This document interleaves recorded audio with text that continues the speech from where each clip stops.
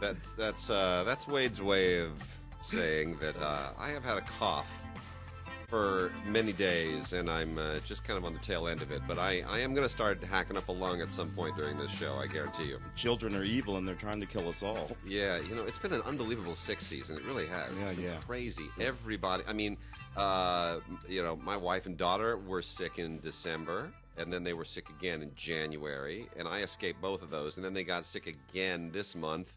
And I finally caught that one. And everybody else I know has been sick 2 or 3 times. Our buddy Ray has an upper respiratory thing that he's been fighting while he's been doing the Penn and Teller show. Also the father of an evil child trying to kill him. Yeah. Dragging around these diseases, just throwing them at us. Unreal. Me, I have been safe over here. My little cousin Nandi was here. Yeah. She was sick. And I'm teaching up at the university, and all my students, every single one, I have 14 young ladies I'm teaching, every single one of them. Amazing. Got hit hard. With it's unreal. And I don't know, you hear this thing when you're sick, stay home, it's okay. They send me these notes, Professor Cogshell, I said, I'm like, good, don't come, just be over there. I'll send you the thing. Don't worry. Oh, no, and they drag in the schools. I didn't want to miss the thing. I'm like, no, it's okay. That's fine. You just don't come here. Yeah. Don't touch me. Stay away from me. It's just, I'm sorry, people. Stay away from me when you're dragging your diseases around. It is very true, and my daughter begins kindergarten in August, and I fully recognize that is those are the plague years. That is the petri dish where all the germs and the nasty creepy crawlies circulate. So what is great though, your daughter, Ray's daughter, those kids are going to be immune to everything. I hope so. Nothing is going to be able to take those kids out. I hope so. We're weak. Our generation was the weak one. Yeah. Yeah. The generation before ours was not so good either. Polio got them. Yeah. Kind of shook them up. I remember, we came out a little bit tougher. I remember when chicken pox just blew That's through. Us. That's me. That's you. That's our generation. Chicken pox would just take us out, man. I remember that so well. Everybody got hit in elementary school. I remember mumps. Remember mumps? Did you guys have that out in the West Coast? Did not have mumps. We didn't have mumps. We had mumps in the Midwest. That was a terrible thing.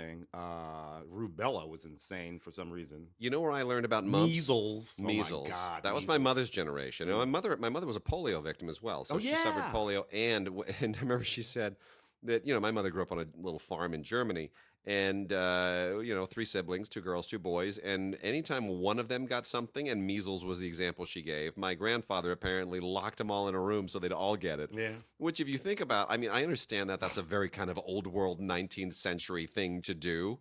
They probably did that all through Victorian England and Edwardian England as well. But my gosh, that's cruel. That's horrible. That is unethical. It's so unbelievably awful. But you know what? They knew something.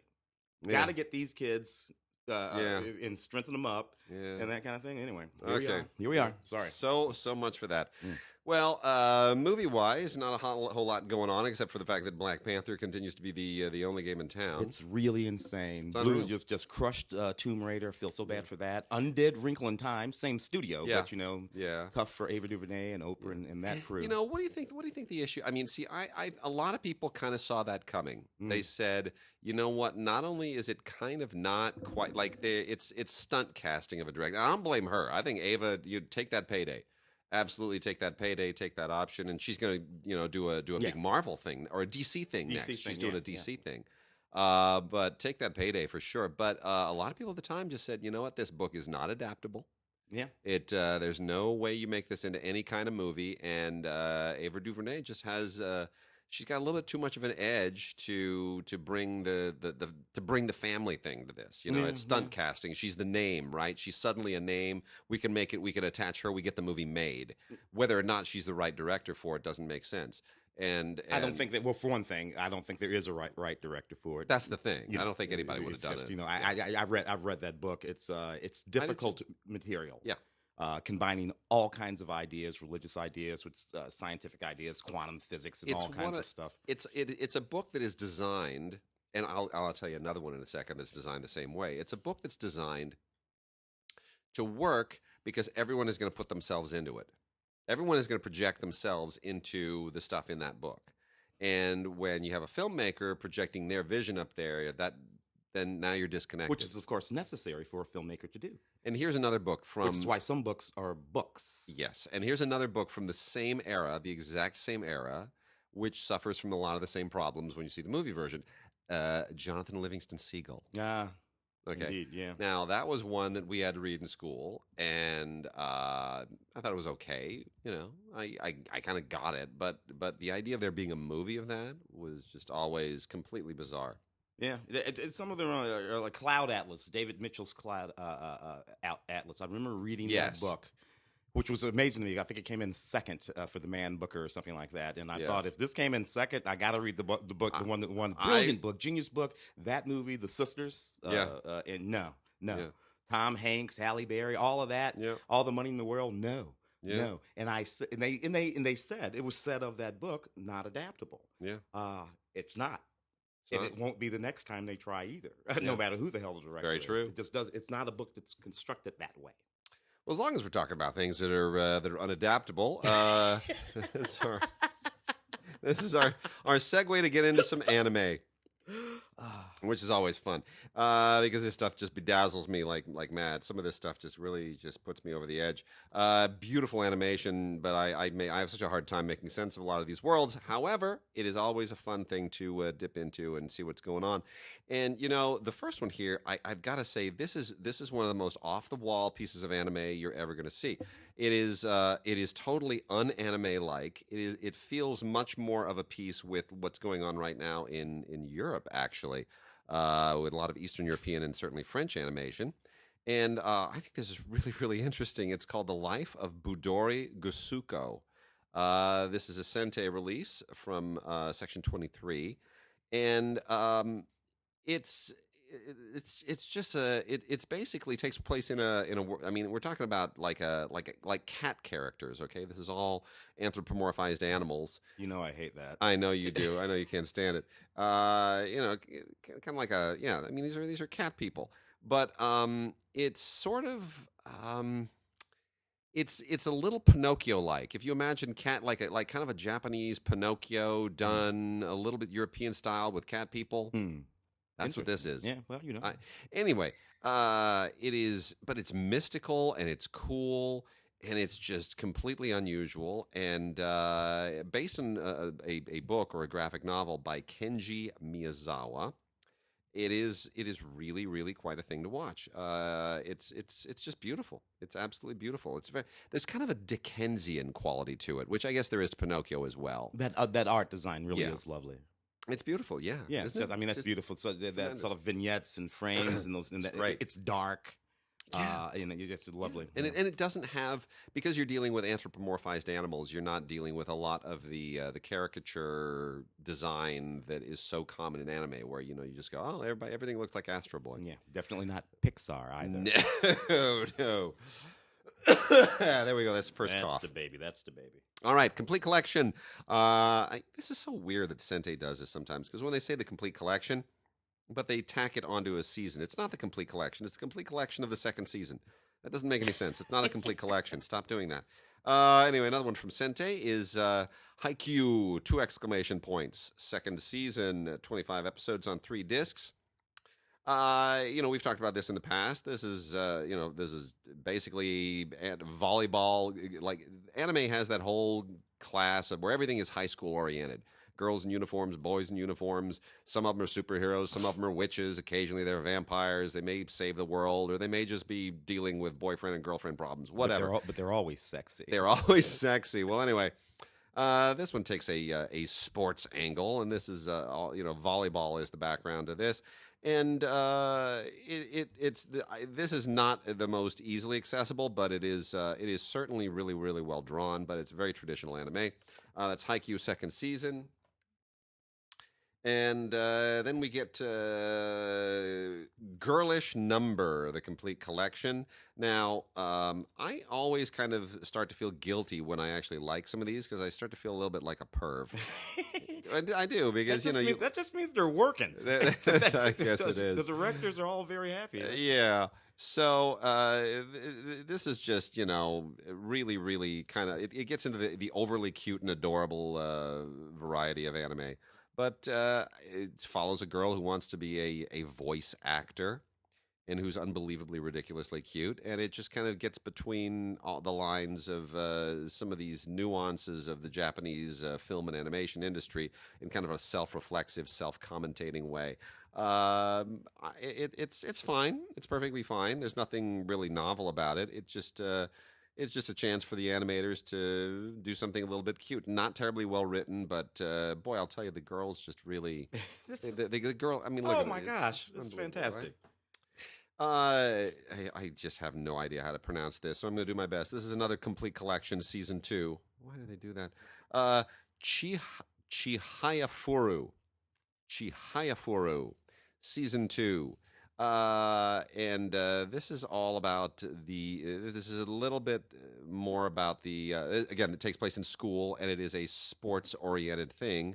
And the sport in this case is Karuta. Now, Karuta is a. Are you familiar with Karuta, Tim? I don't know Karuta. What the heck is So- Karuta? so- We're talking about a martial art?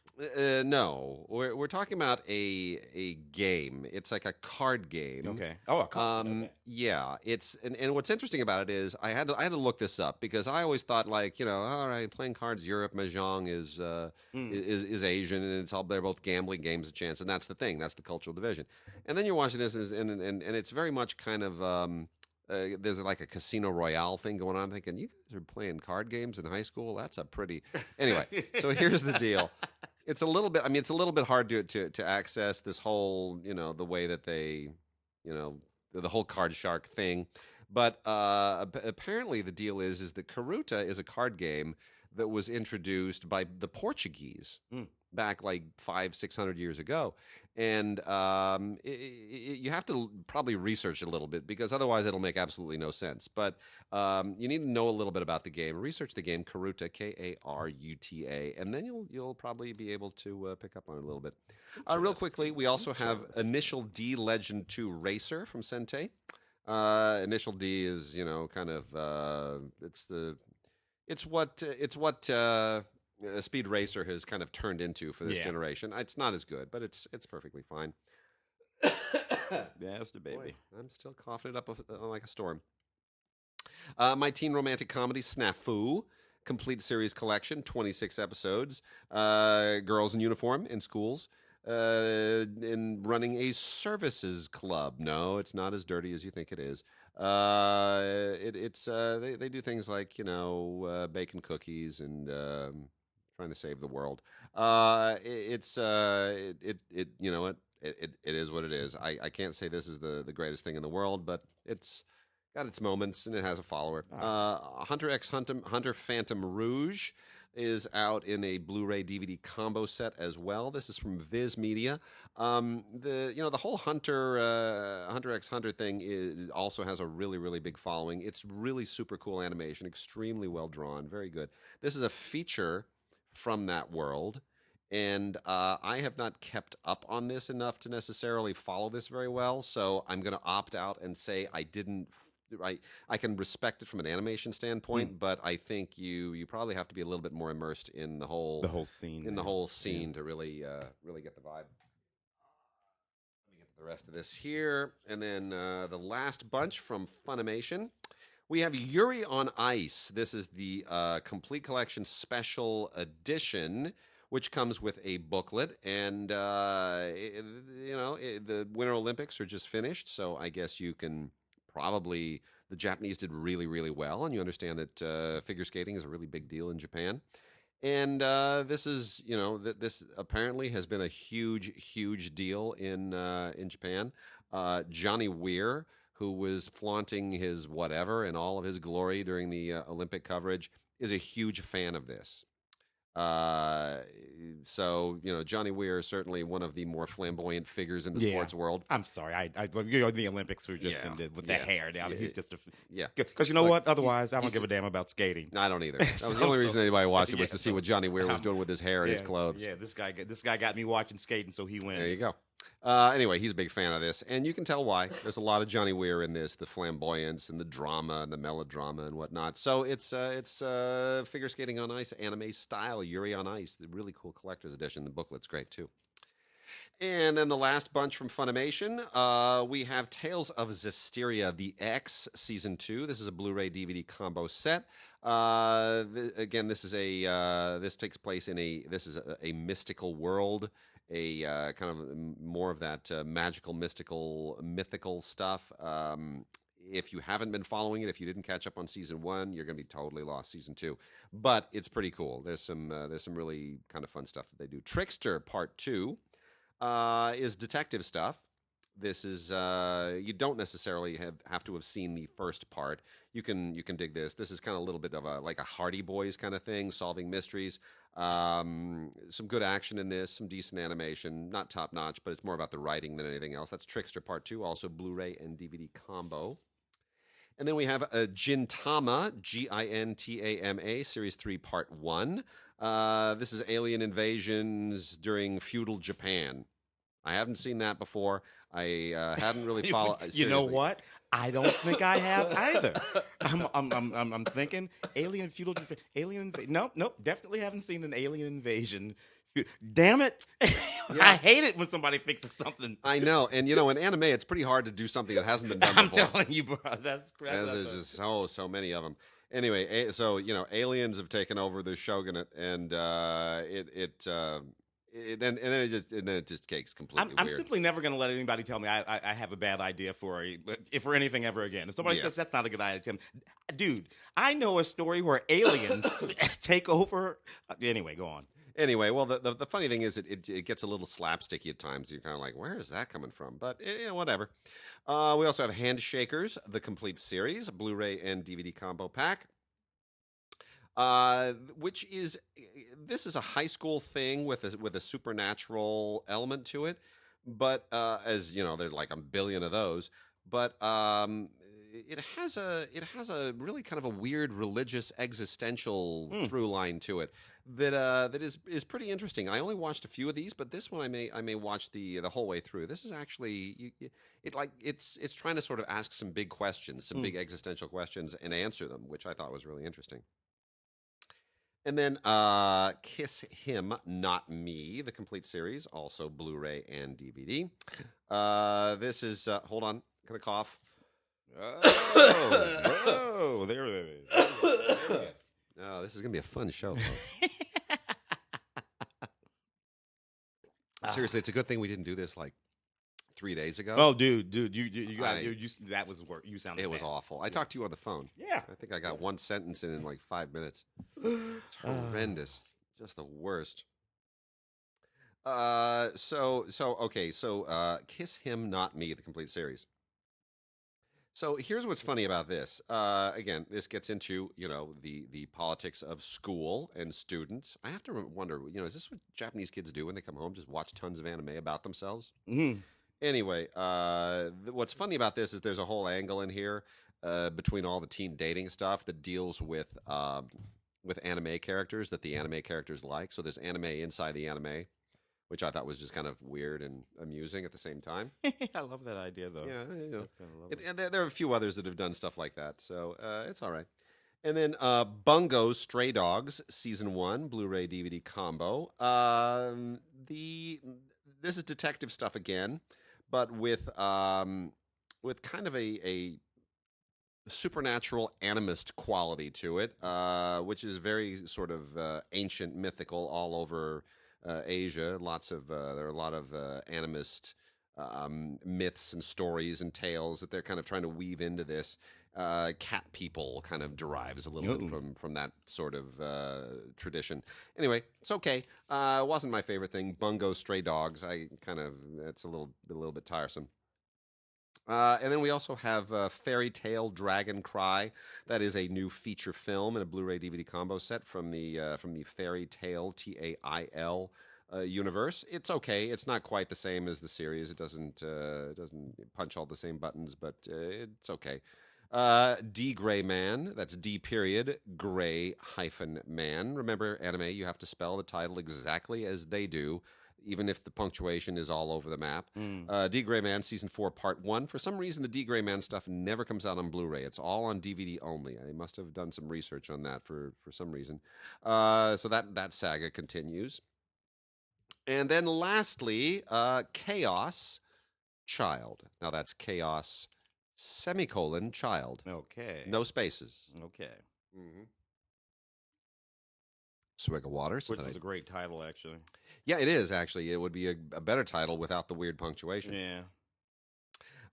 And this is again, this is detective stuff. So this is detective stuff about with a bunch, kind of a newspaper club, right? Amateur journalists, and looking to basically figure out who's responsible for a series of horrible crimes. Serviceable, well written for the most part, but nothing extraordinary. So. That's anime.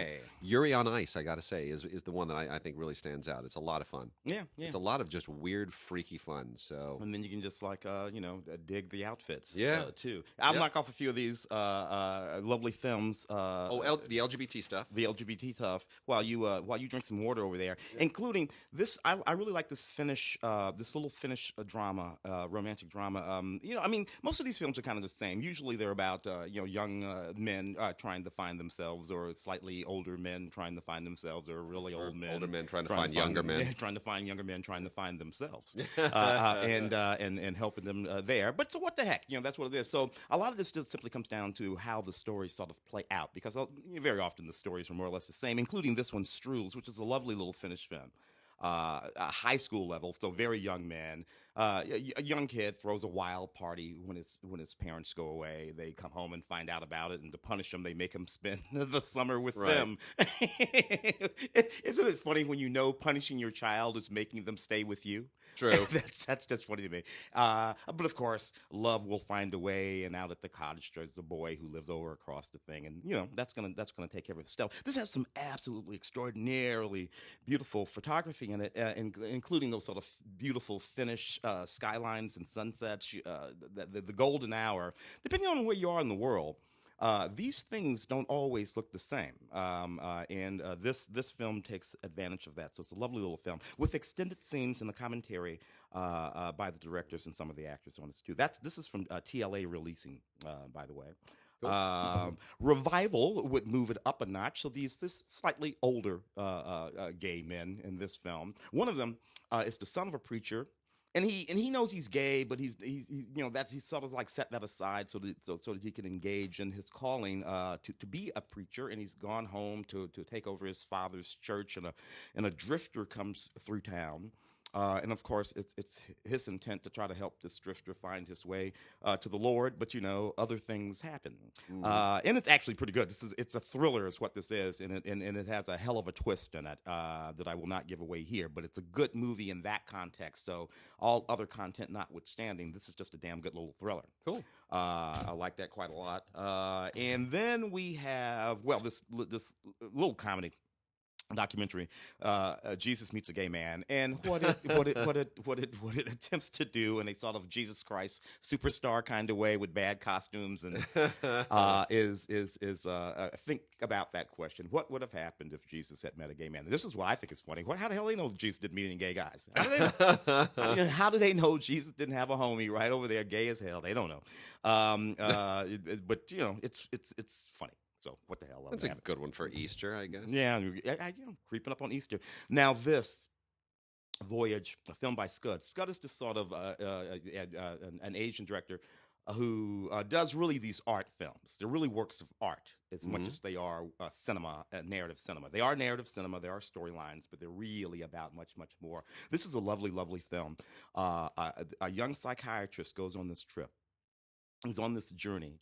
And he has depression. He's trying to overcome his depression. And while he's out at sea, he starts talking to and recording the spirits. Oh, who's trying to call me? Somebody's trying to call me. It's my mom. My mom. Sorry, mom. In a minute, mom. In a minute.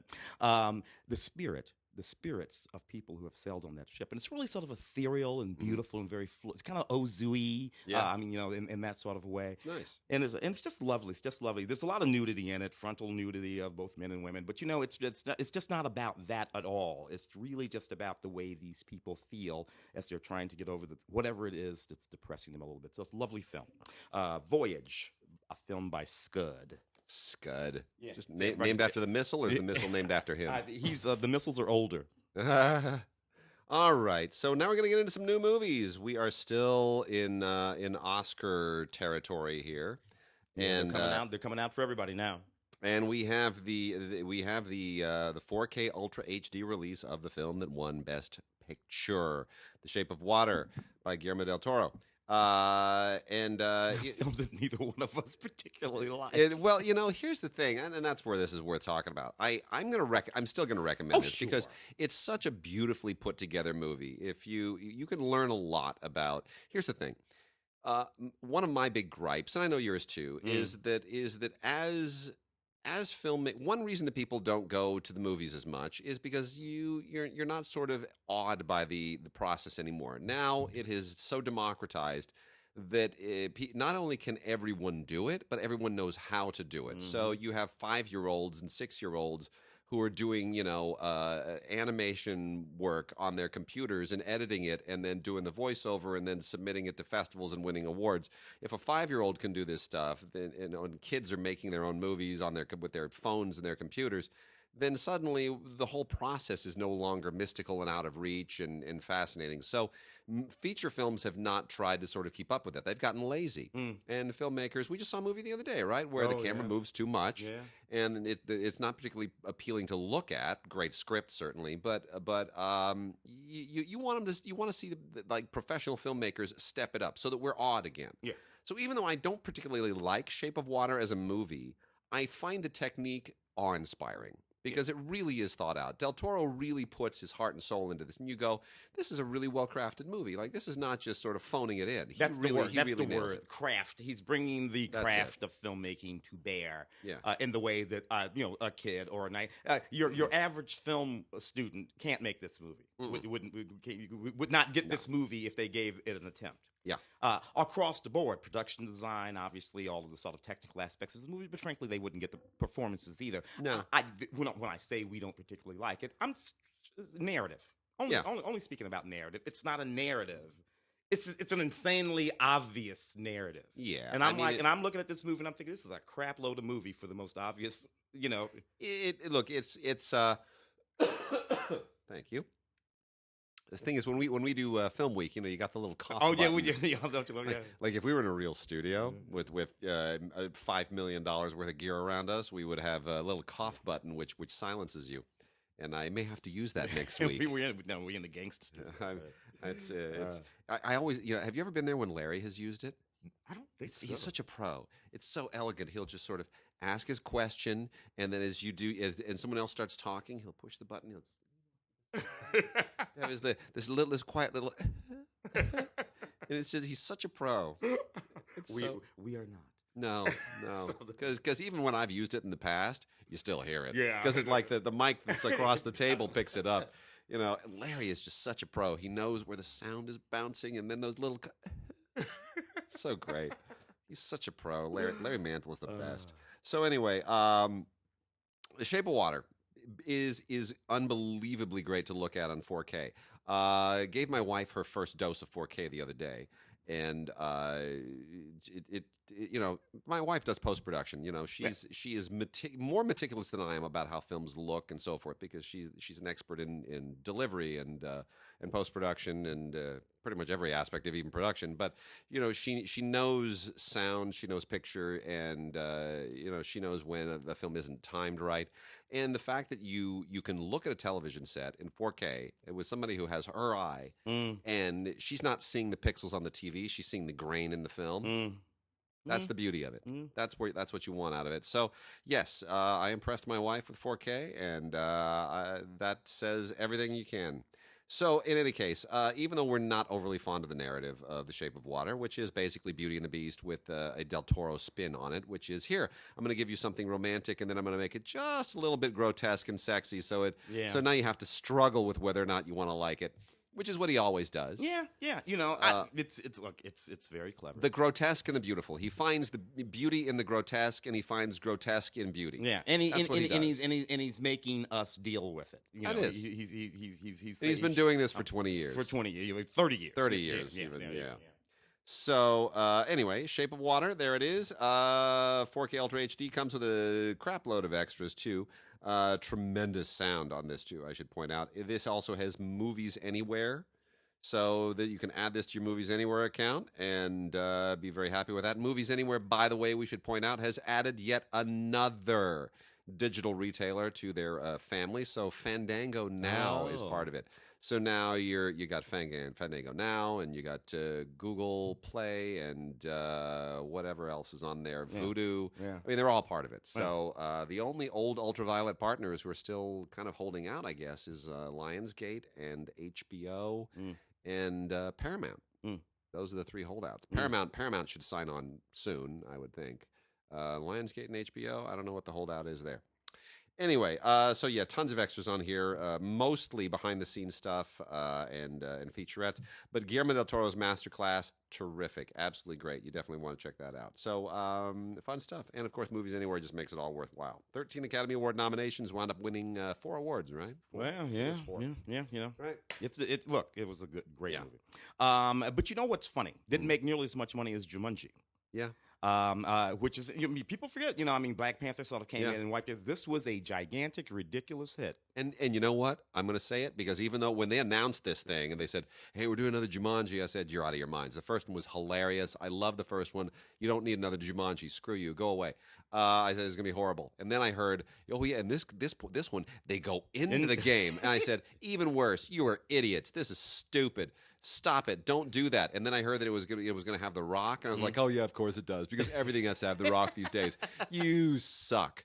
And then, honestly, usually when I have that attitude to a movie, I'm right. I'm right. Yeah. In this case, I was wrong. Yeah. This movie rocks. This movie rocks. And one of the reasons, or two of the reasons, actually, is because of The Rock, Dwayne, and Kevin Hart. Mm-hmm. I'll be damned if those two guys are not today's just comedy team. They're just funny because they were in the CIA movie. Yeah. And they were already which had the best tagline ever. What was it? A little heart and a big Johnson. Yeah, that was great, man. That's working it, baby. Yeah. And here it is, and they figured it out, and they flipped this thing. And the rest of Jack Black, of course, in the movie. It's good. It's just a neat movie. The Jonas Kid. Yeah, it's funny. It's sweet. And it worked. I saw it for the show. Yeah. And I had to go on the show and eat crow. Just like you, because I said everything you said. Here's also where the fun is. I mean, forget for a moment. There's kind of a Tropic Thunder quality to this as well, too. Yeah, we should point out it's sort of the idea of people on like a ragtag sort of jungle adventure and not adapting very well to all of the threats. And that's what they did in Tropic Thunder. It's not as funny as Tropic Thunder, but it gets some very good laughs. But what really makes it work, not the budget, not the effects, not the production value, it's the fact that those three actors in particular, and I don't want to take anything away from her. But Karen Gillian. Yeah. But Johnson and Hart and Black are basically doing a kind of Tom Hanks in Big thing, which is that they have to inhabit they are playing the character that lives outside the game, inhabiting the character in the game. So there's that disconnect between soul and body. Yeah. And you have to make the audience believe that you are someone trapped in a body that is not really yours. Yeah. And they're good at it. And they're so good at it. I mean, Jack Black playing that girl. Hysterical. And it's about commitment. And by the way, that's acting, people. When you see people do that and you buy it, those people can act and never make fun of them again. I'm never going to make fun of Dwayne Johnson again. He's an excellent actor. He's such a good actor. And this 4K Ultra XD, everything you can possibly think of, games and this, that, and the other thing. So I mean, it's just a fun movie to have, and it's one that'll keep the kids occupied for hours upon hours. Tim, how do we feel about Star Wars: The Last Jedi? Well, we slammed it pretty good. We did a tomato slam. about That's that right, one, we did. didn't we? Yeah, Yeah, yeah, I think we did. with And, Ray. and like I always say, I like Star Wars every time I see it, and they've been making it for 40 years. So I like that one, but no, there are all kinds of issues with that. You guys were much more enamored of Adam Driver's performance than I was, Yeah, or maybe that's Ray. I think Ray is. Yeah. I was, and I'm less so now. Oh gosh. I mean, I had a problem with the last one. I have a problem with the whole reboot. Anyway. Rogue One was the one that I've enjoyed the most because they had to abandon. Yeah, that bored me too. Did that bore you too? That's the one that I enjoyed the most. I'm I'm just not there yet, man. But I'll be honest. I haven't really enjoyed any Star Wars movie since the Empire Strikes Back. since the Christmas special with Chewbacca and his family. No. I'm old enough to have actually watched that and enjoyed it. Of course. Which I'm ashamed of. No, pretty much since Empire. I mean, I don't even particularly like the original Star Wars. I kind of understand why everyone loves it. It was the last film I saw with my father. You know, he passed away about 10 months later, 11 months later. So, I mean, I have a connection to it on that level. But Empire is it for me. That's the one. And that's the one I keep hoping that at some point, maybe in 100 years, they'll make one that measures up to that again. But that's the one that just kills it. Look, what I do love about this rebooted series of films is Daisy Ridley. She's great. She's fantastic. She's great. Narrative, they're far too contemporary. Adam Driver is far too contemporary. I like Oscar Isaac as much as the next guy. But Oscar Isaac is he's like a second tier Han Solo. Yeah, they're not really giving him enough to do. To be honest, he has a few quippy one-liners, but that's otherwise, but that's the problem. He's nothing to do. And when he is doing something, he's doing something that a guy from Earth 2017. And I also feel like they're still underusing John Boyega. Haven't figured him out yet. They're trying to turn him into. It's sort of like they can't figure out who the Luke Skywalker is and who the Han Solo is. Yeah. Right? Like that was the dichotomy that always kept the series alive, which is this guy. Han Solo is a hero but doesn't really want to be. Luke Skywalker wants to be a hero, but can't really rise to it. Yeah. And somewhere between them, they have to sort of learn from each other, right? It's the mismatched buddy cop thing a little bit. And it's Danny Glover and Mel Gibson and Lethal Weapon for crying out loud. It really is, One of them is experienced but just wants to be out of the game, and the other one it could learn a little bit from the other one. Yeah. And so the tension is not unusual. We've seen it in many movies before. It's a common thing. However, here it's all over the map. Who's our ascendant hero? Is it Daisy or is it John Boyega? And it kind of seems to be both. And both of them disappear from the movie for extended periods of movie. Yeah. Because very seldom are they in the movie together. He's usually looking for her, or trying to or something like that. And which means you have this sort of bifurcated sort of attention thing going on. My biggest problem with this movie is this: it's the middle film of a trilogy. And I don't think, despite all the big heads that have been working this through, all due respect to Lawrence Kasdan, who should know better, and to JJ, who apparently is doing too much else to really godfather this thing properly. When you have a middle film in a trilogy, it has a very specific dramatic role to play, and you saw that in Empire Strikes Back. Empire Strikes Back it complicated a lot of stuff. It took a lot of the story threads that appear in Star Wars, which didn't necessarily need resolution, and it stretches them out, and then it dead ends them with question marks. And it creates a lot of really complicated dilemmas, which is more or less what happens now in serialized television. Yeah. You see that over the course of like let's take Daredevil, right? I mean, a lot of that happens, kind of at the end of every single episode of Daredevil. Imagine all that packed into a single center film. This entire movie, I guarantee you, when you watch episode 7, and then you watch eventually after it's done, you watch episode 9, you will be able to watch episode 7 and 9 back to back with this movie not even mattering. Because it doesn't go anywhere. Skip right over it, You can skip right over it. It's an incident that sort of is introduced randomly and then resolves and then goes away, and now we're going to continue the story. It's sort of like they're pushing pause, going over here, doing a thing, and now we're going to come back and carry on the story. It's a detour. Yeah. And it doesn't. Which, of course, even Well, in a certain way, Rogue One. Now I'm coughing. Yeah. Even in a certain way, Rogue One was like. Also, let's stop for a second. Think about this. We'll tell them this prequel story. Yeah. And whatever. It's one of those. Anyway, tons of stuff on here. The bonus Blu-ray, which is not 4K, has a full length documentary with that covers everything you could possibly want to know about this. Not terribly interesting to me, but you also have scene breakdowns. Ryan Johnson, who directed it, does an audio commentary. There's a little tidbit with Andy Serkis and some 14 deleted scenes that don't really do much either. So, I mean, it's technically really, really impressive. 4K is gorgeous. I can't get behind the movie. What are you gonna do? I don't know. Justice League here. Another 4K. Yeah. Gorgeous and all of that. But the movie again. No.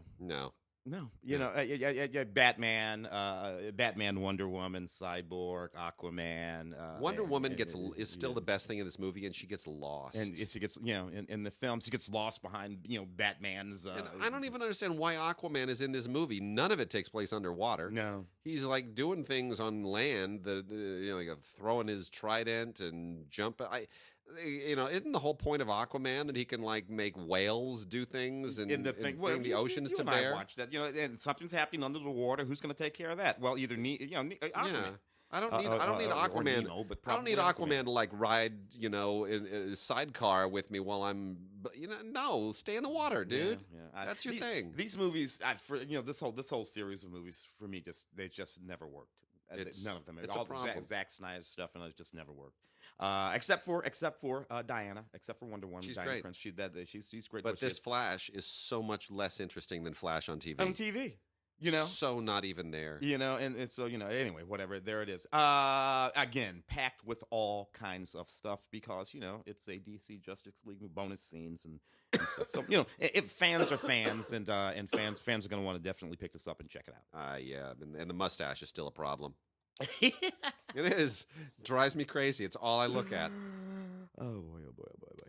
We got a thing here called, real quickly, a Peter Howitt film. Peter Howitt's been making movies a little while. Yeah. Directed a little straight to video thing. It's on Blu-ray called Scorched Earth, which is basically just an action vehicle for Gina Carano. I do like Gina Carano. Gina Carano, of course, was a mixed martial arts champion.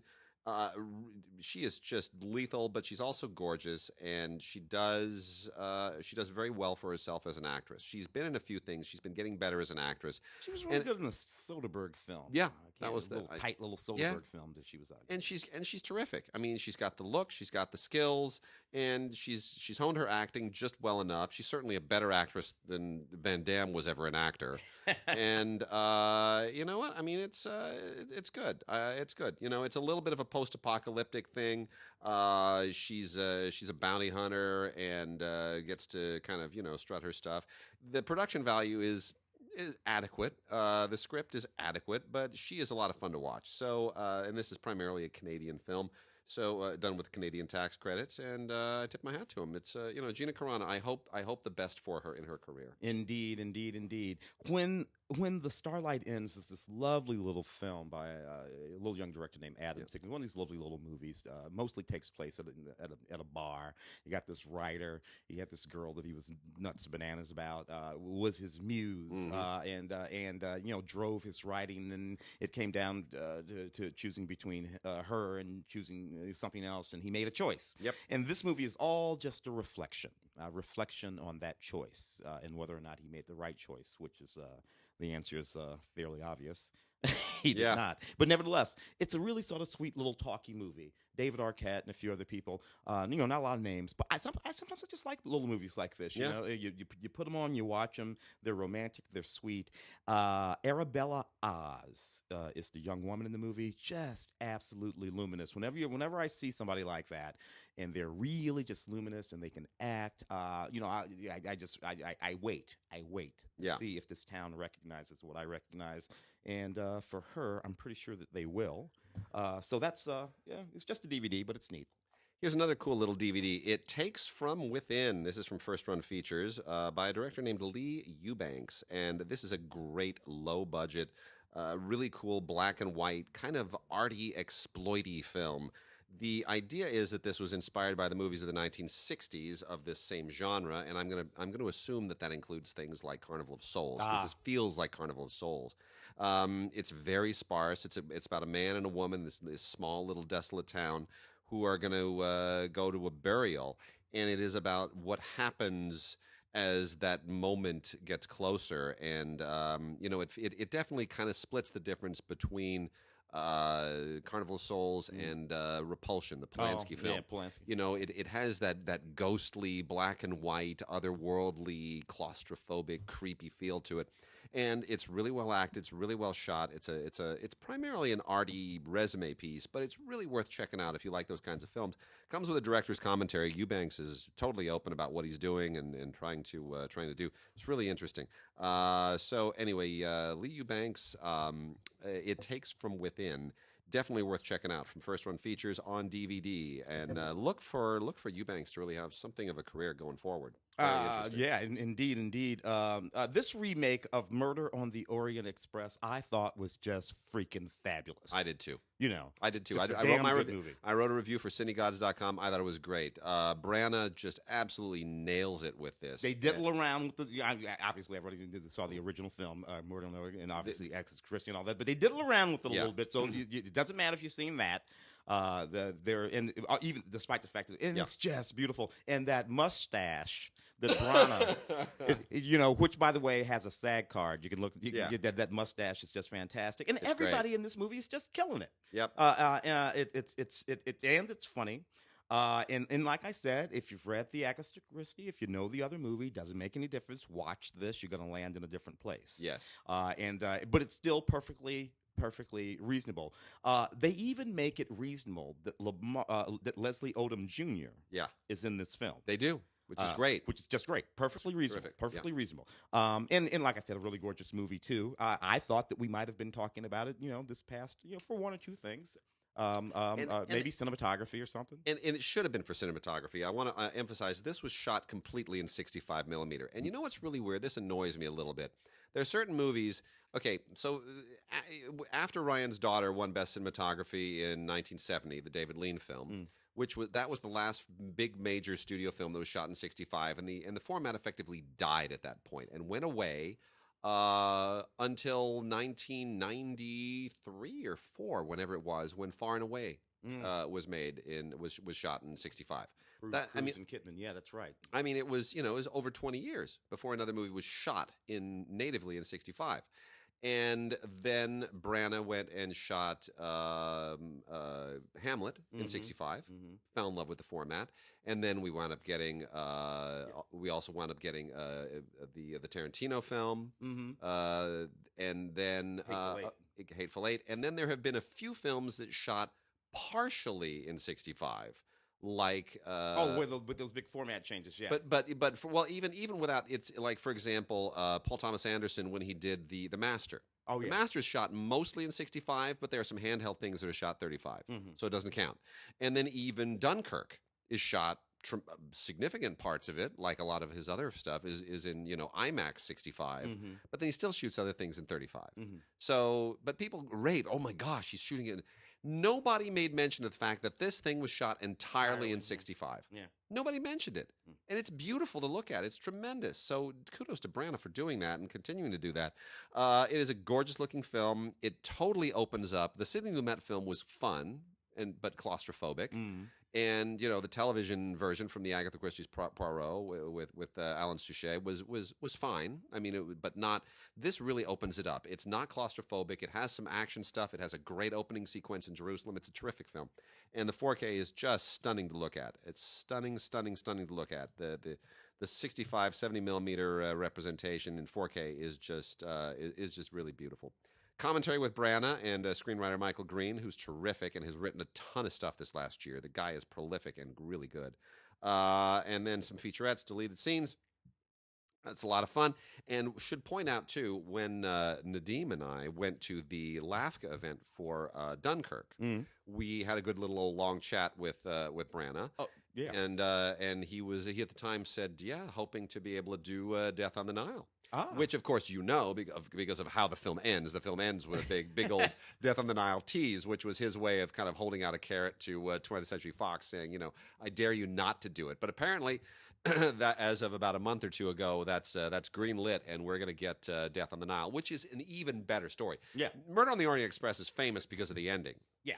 But it's very claustrophobic. Death on the Nile is a scream. Yeah. It is just great. So it calls for that big scale production. And it'll be interesting because we haven't seen theatrically the same guy play Poirot in those two stories. We had Albert Finney in Murder on the Orient Express and Peter Ustinov in Death on the Nile. So Branagh has already shown that he can out-ham Finney in playing the part with the even bit like I got my mustache is bigger, my accent is more pronounced, and I am the Poirot to be reckoned with. And so now he's going to take on Ustinov, and I think that's going to be a lot of fun. So long as he doesn't put on a fat suit, play him skinny, Kenneth. Play him skinny. Yes. You want to knock off a few dots? You know what? And let's do. We have two giveaways this week. We're going to do the first of our two giveaways right now. We talked about downsizing last week. And courtesy of Paramount, we are going to be giving away two packages of downsizing. So go ahead and email us at gods@digigods.com. You can also email us at gods@cinegods.com. That email is now working. Yes, gods@digigods.com or gods@cinegods.com, either one. And put Damon, D-A-M-O-N, in the subject line. Make sure it gets to us by the 30th, March 30th. And we will choose one person to receive a 4K Ultra HD of downsizing, and the other person will receive a big old cool package for downsizing that includes a fleece and a little cup and stuff. And a bag and a hat and all kinds of just branded goodies and it'll be a whole special downsizing special package. Not exactly an Oscar goodie bag, but nice nonetheless. Nice enough. So you'll get downsizing plus a lot of swag. So we'll randomly pick one person to get the 4K, and the other person will be randomly chosen to get the 4K and all the swag. So send us an email to gods@digigods.com or gods@cinegods.com with Damon in the subject line, and we will choose the winner as long as we get it by the 30th.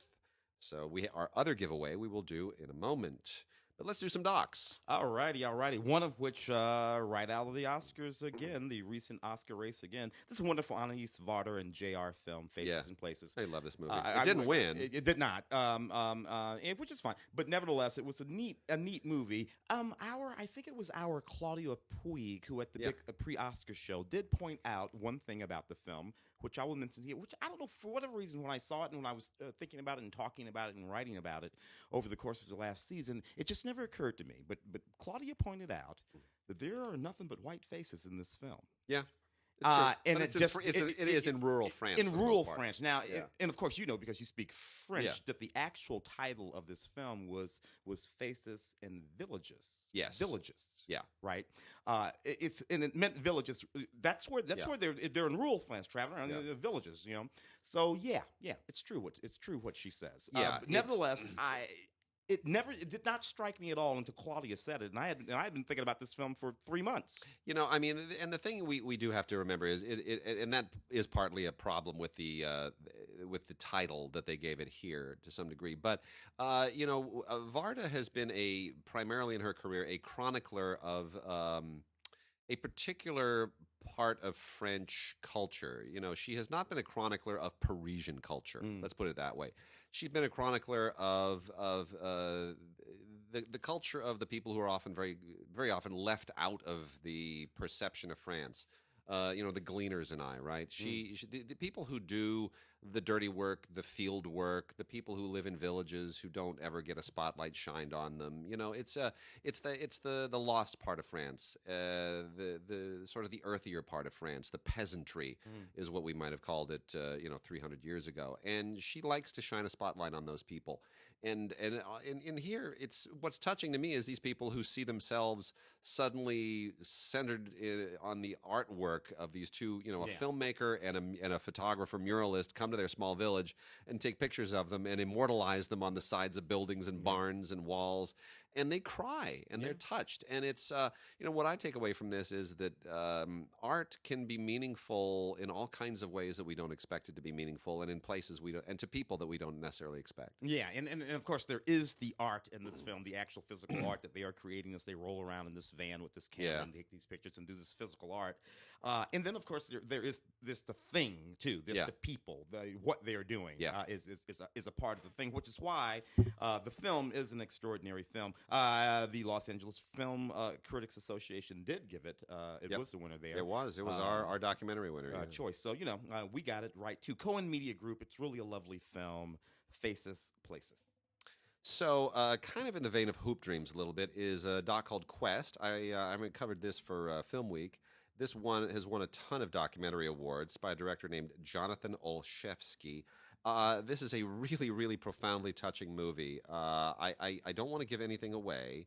It basically follows there's a black family in Philadelphia who allowed the filmmakers to enter their lives for about a solid decade.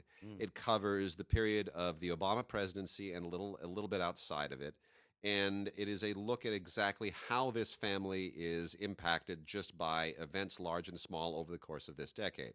And it begins, I think, with an idea that there's going to be some kind of a sort of global consideration to this. That somehow what's happening in the broader culture, in the broader political world, in the world in general, that's what's really going to affect this family.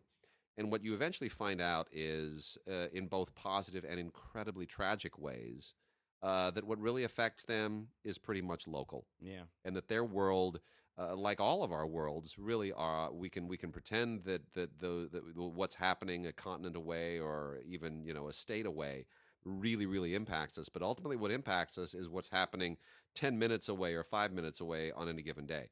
And it's really interesting. And this is, it's a very interesting family too. The father is a music producer, and Quest is this DJ name or a hip hop name. Yes, that's his name. Yeah.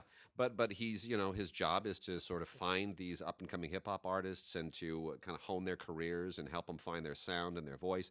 And it really is it's an extraordinary look at just the things that really do impact you as a family, at individuals and families over a period of time, and to sort of compress those 10 years into one film, as has been done in other films. We think of certainly the Michael Apted 7 Up and 28 Up, those things which take a much broader scope, but 10 years compressed into a feature length film is very powerful. Yeah, and in that film, it become the thing about it is, the longer that the cameras are there, the more they become a part of the scene. Yeah, and the more real everything becomes. Yeah, and the less affected everything is, and it's really quite powerful. Dolores Herta. Yeah.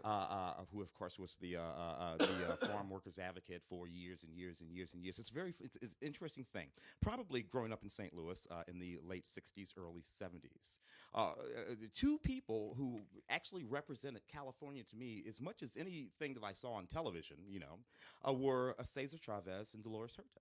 Because you would see them on television in St. Louis, the farm workers strike with the grapes. When was that? It was in the '70s, right? Yeah. The boycott. Yes. But my family participated in the grape boycott of the 1970s because of this little woman. Well, anyway, this is a wonderful documentary that basically just covers her life, an extremely interesting life. She's still alive, of course. Yeah. And she always kind of gets left out of the conversation a little bit. It's all Cesar and not Dolores. But this remedies that. Remedies that, and it needed to be remedied. She was a driving force behind that, and she's an interesting character too. She's a woman who had several children by more than a couple men. Yeah, and never apologetic about that in any context whatsoever. Left her children behind quite often to go do this very important work. And has never been particularly apologetic about that. Her children show up in this movie, and they were okay with what mom had to do, and are very happy about the legacy that she's left. Anyway, it's quite an extraordinary film, and people should check it out because everyone should simply know who Dolores Herta is. A couple of really interesting docs here. One, I'm going to mention these in the same breath and you'll see why. So the first one is the Paris Opera by Jean-Stéphane Bron. Excuse me, still struggling with that coughing. Which is just a straight, wonderful, wonderful look at the Paris Opera. And which is an extraordinary institution globally, highly respected, and delves right into the individual storylines of the artists and the people who run the opera, and it is what it takes to make it all come together just day after day and month after month.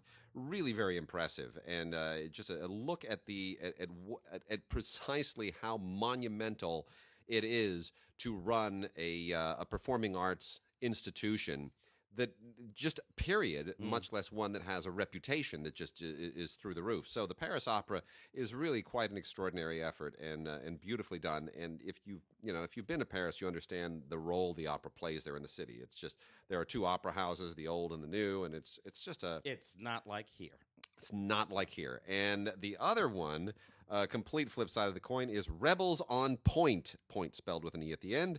Les Ballets Trocadero de Monte Carlo. Now, Les Ballets Trocadero de Monte Carlo may sound like a foreign ballet. It is, in fact, not. This is the very, very famous drag ballet in New York City, which was created after the Stonewall riots and has become kind of a cultural touchstone for the gay community in New York. These are men in drag performing ballet and a lot of other things other than ballet. And it is beyond any kind of political or social import. This thing is tremendously entertaining. Yeah.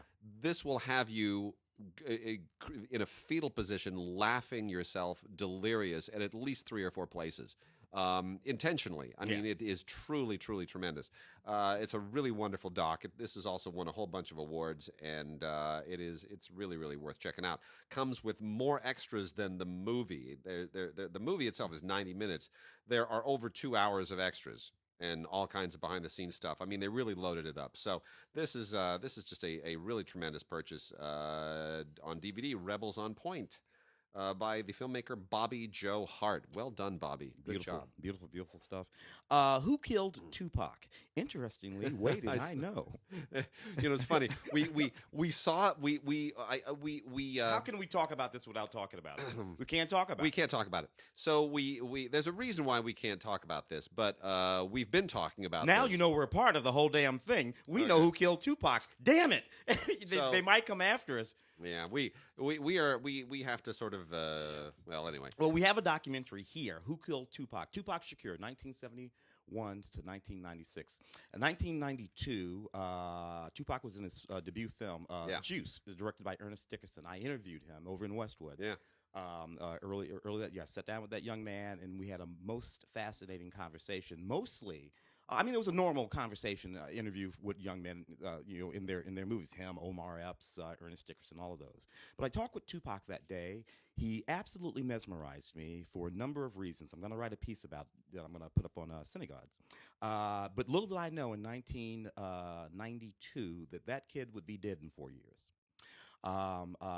Leaving behind quite a legacy of music, obviously, a few good films. Gridlocked, by the way, is his best performance if you've never seen. And he was in the Mickey Rourke film Bullet, which my wife worked on. Yeah, fantastic. But there it is. And of course, his murder is still unsolved. Civil rights attorney, and I think formerly head of the NAACP, Benjamin Crump. Leads the investigation in this documentary here. Evidence, this, that, and the other thing.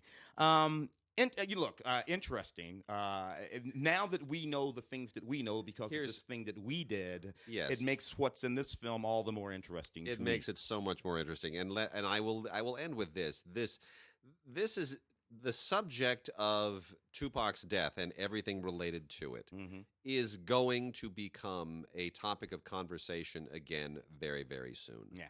One of the reasons why I'm going to write my essay is because of that. By the way.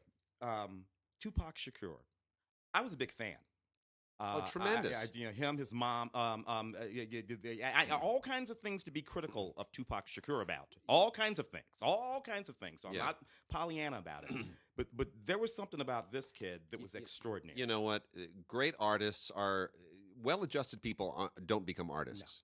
And the reason that great art very often emerges from the most troubled and the most tumultuous of people is because it is medicinal. It is how they cope with things that other people just kind of keep pushed inside.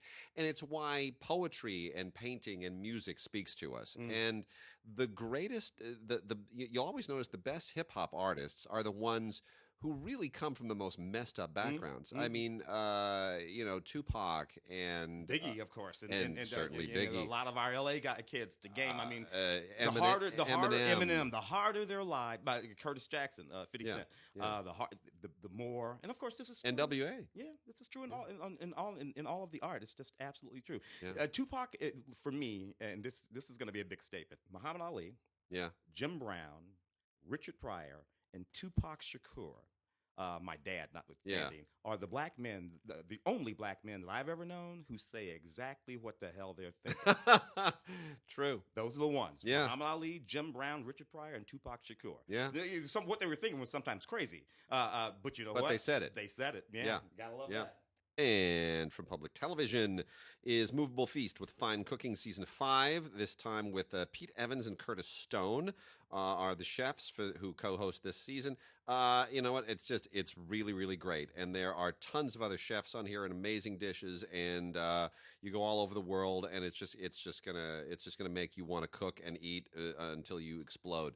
It is a lot of fun. It's a travel show, and it's a great documentary show, and it's a cooking show. And it's just so much fun to watch. If you love food, and I love food, and if you love the world, you're going to love it. It's really great. Can't go wrong with that.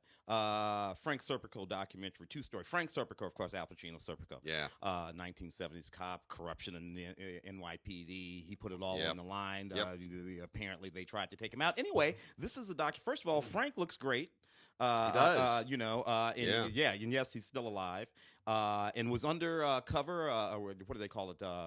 Witness protection. For years and years and years and years. So, you know, in his own words here, that whole period, John Turturro, one of the voices in the film, neat documentary about Frank Serpico. Legend of the American Sniper on Blu-ray. This is from Mill Creek. You know, it's funny that this comes at a time when we're having a real conversation about guns.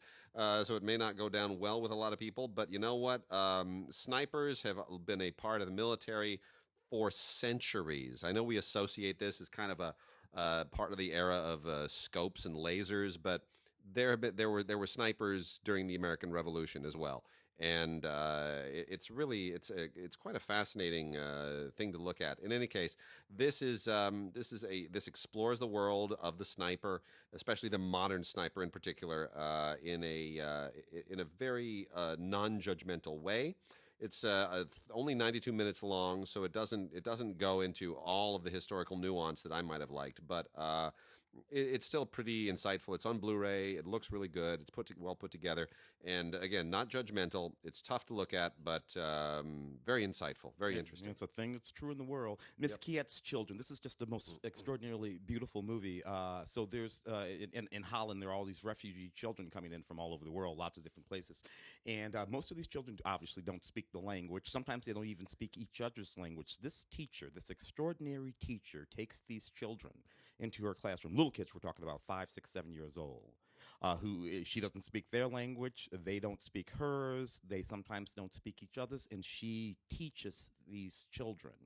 And she allows these children to blossom and grow, and it's just the most beautiful thing in the world. The way this doc works is fantastic, too. Without a single interview or any narration or anything, the doc is just, the film is just a fly on the wall, watching her and watching these children, four children in particular that they're following.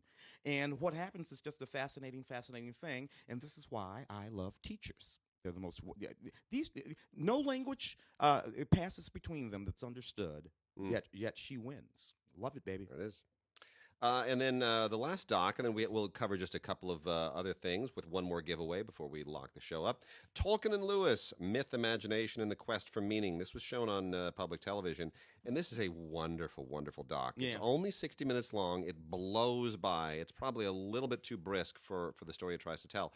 It should be called Tolkien and Lewis and Dyson, Mm. because the pivotal event here is a dinner in 1931 when C.S. Lewis had dinner with J.R., his buddy Tolkien. Can you imagine? What an interesting dinner. You're thinking they're talking about, dwarves and elves and other worlds, and they're probably just sitting around, just moaning about Hitler or something. But anyway, 1931, C.S. Lewis, J.R. Tolkien, and Hugo Dyson, another very esteemed individual of the era, had dinner together. And it was apparently a very intense philosophical discussion that wound up moving C.S. Lewis, who's widely acknowledged as one of the foremost apologetic champions of Christianity, who at the time was an atheist. And it moved him from a position of not having faith to a position of having faith, from which, of course, sprang some of his greatest works, both fiction and nonfiction, including the Chronicles of Narnia. And all of that was largely as a result of Tolkien, who was, a fervent believer, as was Dyson. And from there, the documentarians also used this as a launching point to sort of talk to a host of other contemporary scholars about what gives life meaning. Is it religion? Is it not religion? Is it philosophy? Is it not philosophy? And all of this. It really gets into the whole subject of where do we find meaning and validation in life. And it's quite interesting, although I wish it had been twice as long. I really do. I wish it had been twice as long. But still, Tolkien and Lewis, myth, imagination, and the quest for meaning is quite interesting. So here's where we're going to go out. We got one more giveaway here. The new Tomb Raider movie is out, and apparently not very good. No. So I haven't seen it. You have. Yes. Which is why it's nice that we're giving these away. And so we are what's also out now, kind of piggybacking on that new movie, in which we'll remind people that it was done better the first time around. Yeah, 2001, I think, was the first one. Yeah, Lara Croft Tomb Raider and Lara Croft Tomb Raider: The Cradle of Life, its sequel.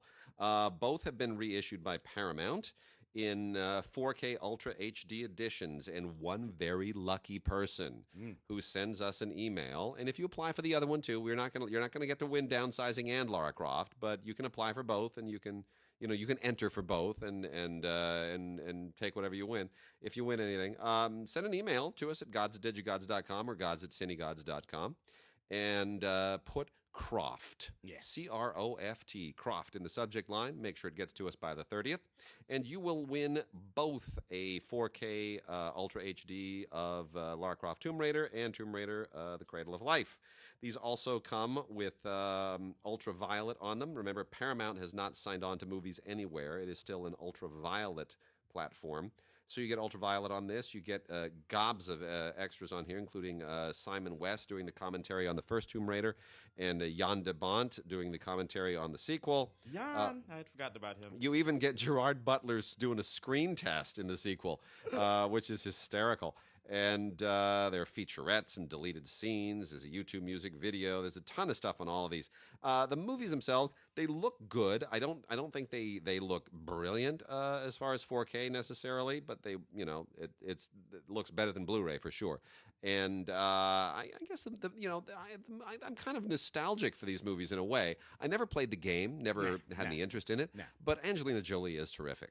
She's and it's funny. The one good thing about the new one, by the way, is Alicia Vikander. She's the only good thing about the movie. It's just a ridiculous. But I guess it hews too closely to the new version of the game, is what some people have said. I get, and again, don't know anything about the game. The thing that I will say about somebody was saying, well, how come they didn't get Angelina there? How come they didn't bring Angelina back? Because she's 50. That's why. And she's directing now. Yeah, she's a whole different life. All that kind of wacky crazy. Whole different life. No, it's nuts. And here we're going to go out with two Criterion editions this week. Two really, really terrific Criterion editions that you may not have expected. The first one is from 1930. This is going all the way back, really, really early sound era. This is right when musicals are trying to figure out how we're going to merge musicals, sync sound musicals with cinema. This is Paul Whiteman and his band in King of Jazz, directed by John Murray Anderson. Now, if you're thinking, I don't know who Paul Whiteman was, neither did I. Yeah. If you're thinking, I've never heard of a filmmaker named John Murray Anderson, neither did I. I never even heard of this film. But Criterion very often gives us medicine that is good for us, whether or not we want it. Yeah. And it's really, really interesting. Paul Whiteman was a band leader who was called a king of jazz at the time. Did you know about Paul Whiteman? Oh, yeah. See, now you're not- jazz. You come from a jazz family. So Paul Whiteman was a big deal, I guess, at the time. Oh yeah, huge Paul Whiteman. Yeah. And so you have a whole bunch of like there's just a whole lot of like a young Bing Crosby shows up here, and there's just it's really very interesting to see how this all kind of came together. It's a snapshot in time. It's a musical snapshot. If you watched a lot of people, for folks who watched a lot of Boardwalk Empire, you were listening to a lot of Paul Whiteman. Oh, that's interesting. Yeah, there's a lot of Paul Whiteman. Well, anyway, this is such an interesting historical snapshot of music, of cinema, of a particular point in time. It's a culture in transition, and it's really, really interesting. And it's a culture where the races are crossing over in ways that they're not crossing over anywhere else. Yeah. And then the other one is Ken Russell's Women in Love. That is right, ladies and gentlemen. Ken Russell has been dubbed by Criterion. That is as good as being knighted in some world.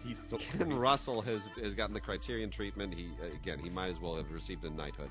And this is about as interesting a Ken Russell film from the era as you will ever see. This is from 1969, adapting D.H. Lawrence, and D.H. Lawrence was already like pushing the envelope, and Ken Russell pushes it all the way until it explodes. This is a tremendous movie. Alan Bates and Oliver Reed are just amazing. Glenda Jackson is through the roof, amazing in this. It is daring, it is sexual, it is audacious. It's just a tremendous movie. Women in Love from Criterion, with gobs of extras, including interviews, and Billy Williams, the cinematographer, is even interviewed. Billy Williams, who would later shoot Gandhi. I mean, it's really, really tremendous. You even get a really interesting 2007 interview with Ken Russell, which is really weird. Was you or Mark that had the great crazy Ken Russell story? Oh yeah, we've told it on this show before. Told it? Okay, good. We've told it before. We'll lay off anyway. That is it for this week. We'll see you guys next week. Send us emails with Croft or the Lara Croft Tomb Raider 4K giveaway in the subject line. Get it to us by the 30th. And Damon, D-A-M-O-N, to win one of the 2 4K packs for downsizing to gods@digigods.com or gods@cinegods.com by the 30th. See you next week.